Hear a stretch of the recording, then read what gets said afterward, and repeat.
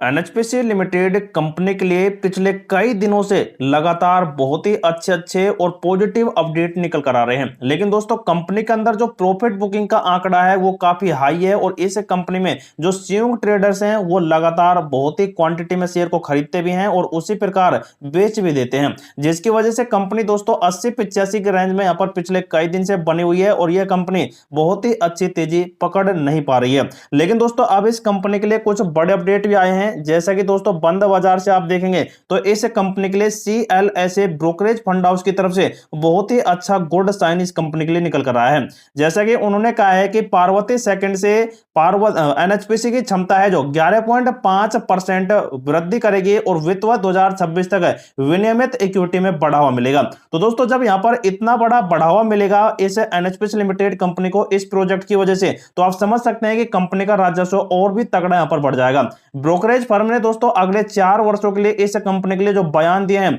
उनमें देख सकते हैं सीएलएसए ने एनएचपीसी पर अपनी रेटिंग है जो फरवरी 2025 तक तो आउट परफॉर्मेंस दी थी, लेकिन अब इसे बढ़ाकर हाई कन्वेक्शन आउट परफॉर्मेंस यहां पर कर दी है। तो दोस्तों अब यहां पर जब परफॉर्मेंस को इसने इंक्रीज कर दिया है और रेटिंग को जब बढ़ा दिया है तो आप समझ सकते हैं कि कंपनी अब जल्द कुछ बड़े प्रॉफिट तो कराई कराएगी।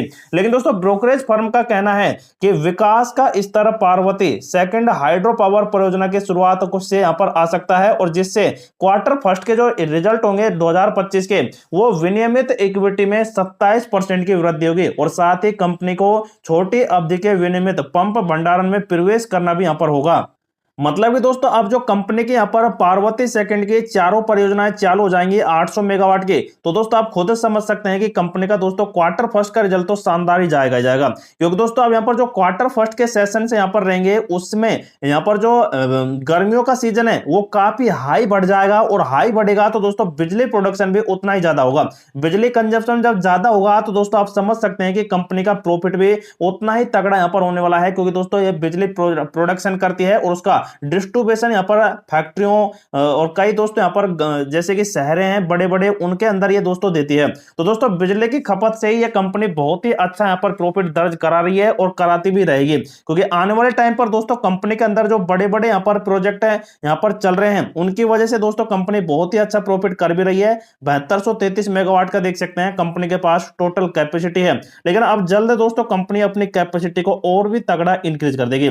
यहाँ पर देख सकते हैं 10,804 मेगावाट के कंपनी के पास है 16 हाइड्रो और सोलर प्रोजेक्ट हैं जो यहाँ पर देख सकते हैं अंडर कंस्ट्रक्शन में है। तो इनमें से दोस्तों कुछ प्रोजेक्ट तो जल्द आपको 2025 के अंदर यहाँ पर चालू होते दिखाई देंगे, उसके बाद 26, 27, 28, 29 है। तो इस प्रकार से दोस्तों कंपनी जब अपने यहाँ पर कारोबार विकसित कर लेगी तो ये 7200 मेगावाट की जगह 1800 मेगावाट से बहुत ही अच्छा प्रोडक्शन करेगी और ऐसा प्रोडक्शन करेगी तो दोस्तों कंपनी के आपको पता है प्रॉफिट कितने तगड़े विकसित हो जाने वाले हैं।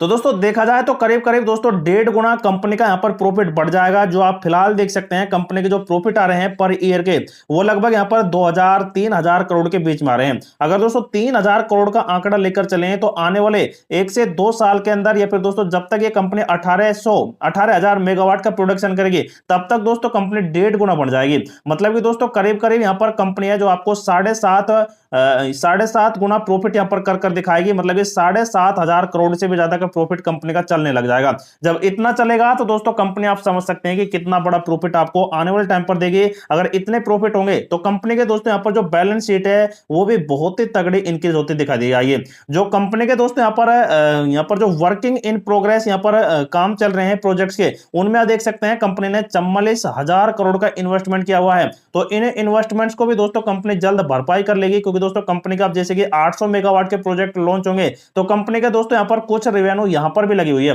तो अब ये डायरेक्ट दोस्तों कंपनी के यहां पर ये यहां से हटकर और आपको कंपनी के लायबिलिटी एसेट में जुड़ती दिखाई दी जाएगी और कंपनी का नेटवर्थ बढ़ेगा, तो जिसकी वजह से दोस्तों कंपनी के अंदर बहुत ही अच्छी पॉजिटिविटी बात पनप जाएगी। लेकिन दोस्तों अब आने वाले दिनों में कंपनी अब बड़ा रुख तो करेगी, लेकिन फिलहाल के हालात देखें इंडियन स्टॉक मार्केट के तो वो लगभग टूटता ही दिखाई दे रहा है। एक तो दोस्तों डॉलर का भाव जो 88 रुपए के आसपास चला गया था वो टूट रहा है, जो पॉजिटिव बात है रुपए के लिए। साथ ही दोस्तों पिछले दिन देख सकते हैं यहाँ पर इंडियन स्टॉक मार्केट के अंदर से एफआईसी ने 4300 करोड़ की यहाँ पर बिकवाली कर दी है, जिसका असर दोस्तों इंडियन स्टॉक मार्केट पर मंडे के दिन में पड़ेगा। और साथ ही आप देख सकते हैं इंडियन स्टॉक मार्केट में से जब यहाँ पर बिकवाली होगी विदेशी निवेशक की तो यहाँ पर टूटना तो है ही है पूरा इंडियन स्टॉक मार्केट है। और साथ ही दोस्तों यूएस मार्केट से भी गलत सिग्नल मिल रहे हैं, बैड अपडेट मिल रहे हैं, जिसमें डाउ जोन्स आप देख सकते हैं 700 पॉइंट गिर चुका है और हर सेक्टर के अंदर गिरावट है। लेकिन इंडियन विक्स आप देख सकते हैं यहाँ पर पॉजिटिव है, मतलब कि खतरे की घंटी दोस्तों पॉजिटिव यहाँ पर नेगेटिव बन चुके हैं। तो जिसकी वजह से दोस्तों इंडियन स्टॉक मार्केट टूट सकता है मंडे के दिन में। तो दोस्तों बंद बाजार से इस कंपनी के लिए दो बड़ी खबर है स्पेशल दोस्तों एनएचपीसी के लिए। एक तो सीएलएसए की तरफ से यहाँ पर पॉजिटिव अपडेट आया है, लेकिन दोस्तों यहाँ पर जो यूएस मार्केट है उसकी तरफ से नेगेटिव सिग्नल मिल रहे हैं, जिसकी वजह से भी गिरावट हो सकती है। और साथ ही दोस्तों यहाँ पर एक पॉजिटिव अपडेट ये भी है कि आप जानते हैं कि पीएम मोदी डोनाल्ड ट्रंप के भारत के लिए टैरिफ सवाल पर यहाँ पर जवाब दिया है। तो इन्होंने देख सकते हैं क्या जवाब दिया है, जैसे कि आप देख सकते हैं अमेरिकी राष्ट्रपति डोनाल्ड ट्रंप ने वाशिंगटन और भारत के बीच के टैरिफ वार्ता पर सकारात्मक रुख पेश किया और कहा कि भारत के जो यहां पर प्रधानमंत्री हैं नरेंद्र मोदी वो बहुत चतुर व्यक्ति हैं। और ट्रंप ने यह भी कहा है कि प्रधानमंत्री नरेंद्र मोदी हाल ही में आए थे और हमारा हमेशा से बहुत ही अच्छा दोस्ताना भी रहा है। भारत दुनिया में सबसे अधिक टैरिफ लगाने वाला देश है जो एक क्रूरता है, लेकिन मोदी बहुत होशियार व्यक्ति हैं और वास्तव में मेरे बहुत अच्छे भी दोस्त हैं।